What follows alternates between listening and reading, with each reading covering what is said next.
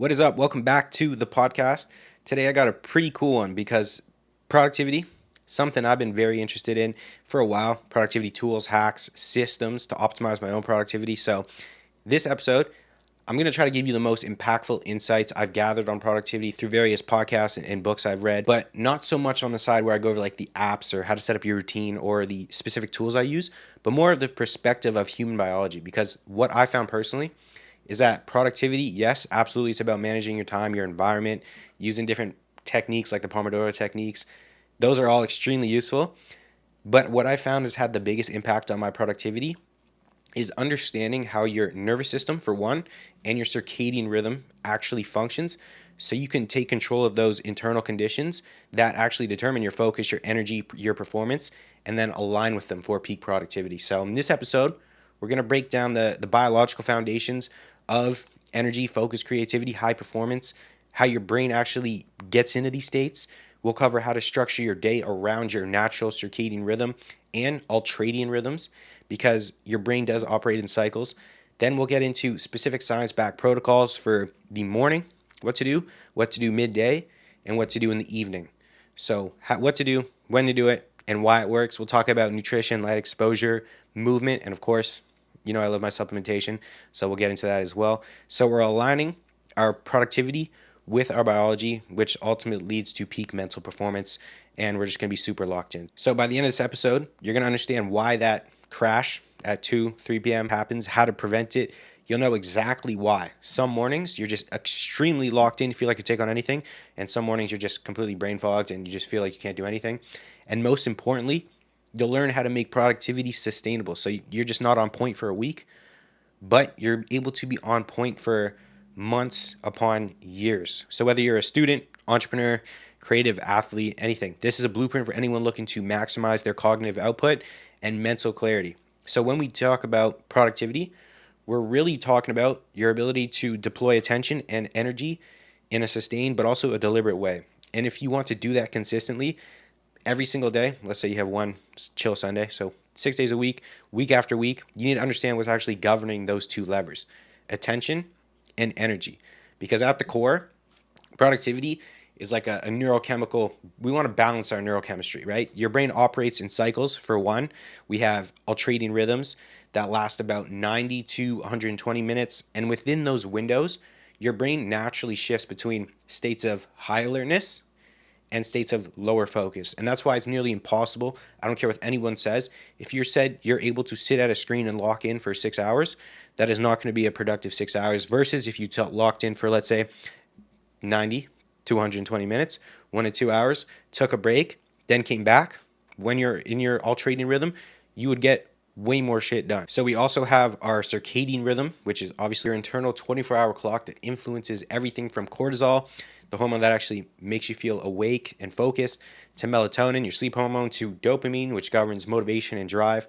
Dopamine is quite a big part here because it literally fuels goal-directed behavior. So when you have low dopamine, you will have low drive. But it's also important to note that the baseline and the peaks of your dopamine across the day will also dictate how focused, driven, and reward sensitive you are. So before we talk about any tools or systems, we need to understand your productivity is not random. It's a rhythm and it's a neurochemical balance as well that takes place. And most importantly, it's actually trainable when you recognize your rhythms and you align yourself with that rhythm. So you learn what time of day to place your most cognitively demanding work so that it aligns with the peaks in your alertness and dopamine.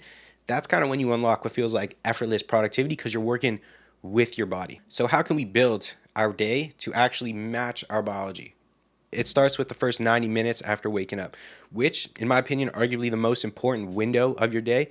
Literally sets the tone. This is where you set your neurochemical tone, especially for dopamine and cortisol.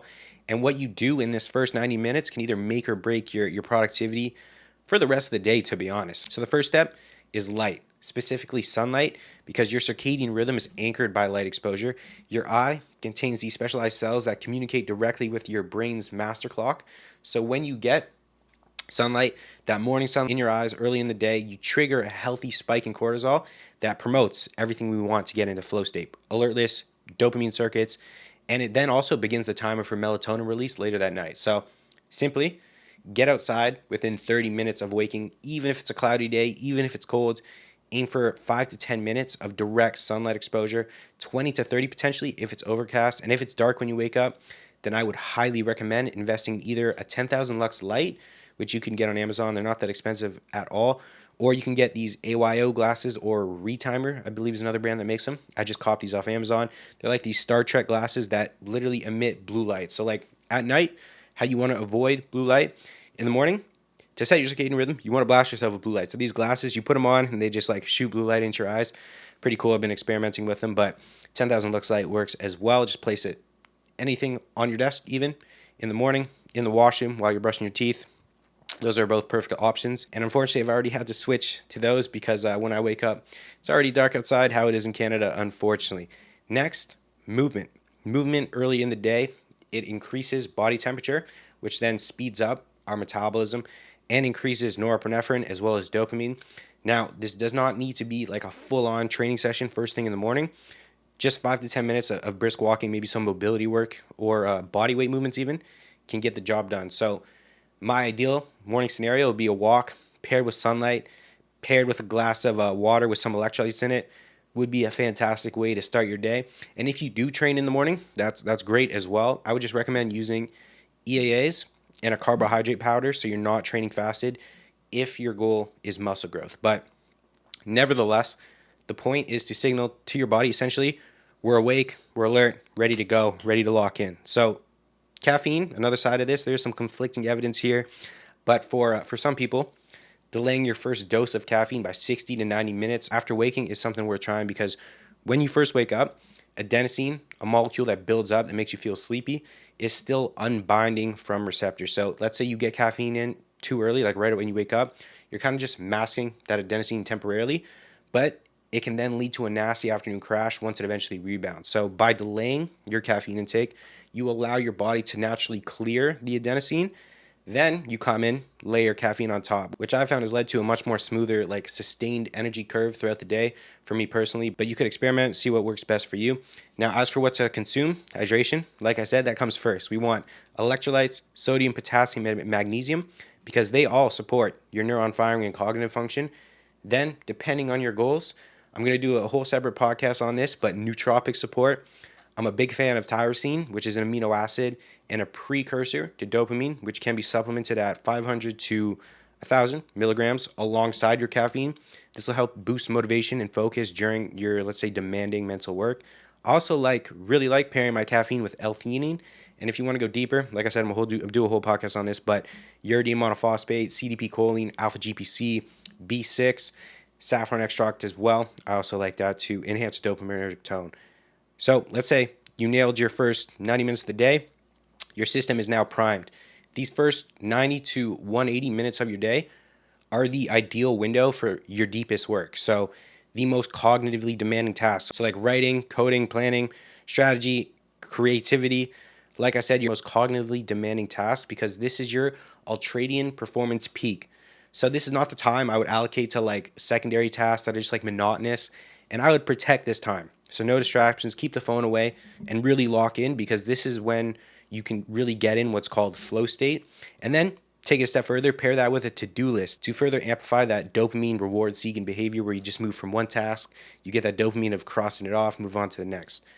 Now by the time you hit late morning or early afternoon, you've likely already spent a good chunk of your mental energy, because it is finite, we don't have unlimited mental energy, and this is where most people tend to crash, but where strategic modulation becomes important. So first, we got to recognize that your brain is cycling through, like I said, ultradian rhythm. So after about 90 to 120 minutes of deep focus work, you need to insert a recovery period. So you can think of it just like interval training for your brain, but in that recovery period, it's important. You don't want to scroll or start watching like YouTube videos, but you want to step away from screens entirely. So like implementing a 5-minute guided breath work using the app State, fantastic thing to do. You could do a non-sleep deep rest, even like cleaning your desk, literally doing the dishes, getting your sups ready, even just lying down with your eyes closed for 10 to 20 minutes. All of that can reset your system and then restore focus. And this is a big part of what's called the Pomodoro technique, which I'm a big fan of, recently started doing it. And if you're not familiar with it, it's basically 25 minutes of focus work, then a 5-minute break. And during that break, you just want to let your brain chill. Now, food-wise, if you're consuming your first meal around this time of day, so let's say that first 90 to 120 minutes morning work block, you're doing fasted, you can keep it protein heavy with moderate carbs and fats. Big thing we just want to avoid is a lot of sugar, because a lot of sugar leads to a big insulin spike followed by a crash, which will not be conducive to your energy and focus. So you want stable blood sugar, which basically equals stable energy. Now, some people find if they go just protein and fat for breakfast, like the steak and eggs, that improves their cognition. I personally like having some carbs, and the glucose is also the main fuel source for your brain. So my advice, experiment. See what gives you the best outcome. Try a day where you don't have carbs in the morning. Try a day where you do have carbs in the morning. See what gives you the best mental performance and clarity. Now, another piece of the productivity puzzle that most people don't know about that I found pretty damn interesting is the social interaction. Studies consistently show that brief social engagement, especially in person, activates the prefrontal networks associated with motivation and creativity. So if you can, during this break, get on a walk outside with someone, that alone can shift your brain state in a really positive way. For example, don't call me soft, but I use this time to give my mom a call. But if I don't call her here, it's easy to go a week without talking to my family, which not ideal. Nevertheless, as we get into the afternoon, so you had a really productive morning, you nailed your first 90 minutes, which set you up for that first morning work block, which you then cranked out some really productive work. Now you have a break. Maybe you break that up with your workout, which would be a great idea. And then you're going into your second work block, ideally now switching gears from your deep work to more like shallow stuff. So like the monotonous stuff. So this will look like your admin stuff, like emails, calls, because you're no longer in that peak dopamine territory. So you can't expect your brain to produce at the same level and fire at the same level as it did at say 8 or 9 a.m. But you still want to maintain good physiological inputs so we can still be as productive as possible. So things like staying on top of your hydration, getting light exposure, movement breaks to keep the brain firing, all should be implemented into your day. Now, cold exposure, either via a cold shower or a cold plunge, definitely can be used as a tool here to increase dopamine and reset and increase norepinephrine. But I will say you have to use it smart. If you're already dealing with a lot of stress on your plate, the cold plunge is a stressor. So piling more stress won't necessarily help, because you want what's called a hormetic stimulus, not a chronic stress, because there's difference between stress that makes you come back stronger and stress that will break you down further. And also, I have to say, do not cold plunge after your workout if your goal is muscle growth, because you will be blunting the inflammatory process needed to create that adaptation. So we went through the morning, then the workday. Now we're on to the evening. And this isn't just the wind down phase. It's literally when you repair and replenish the exact systems that make productivity tomorrow morning possible in the first place. So if you screw up your evening, you're screwing up tomorrow's productivity. It's that simple. So as light fades and cortisol drops, your brain begins to increase the production of melatonin.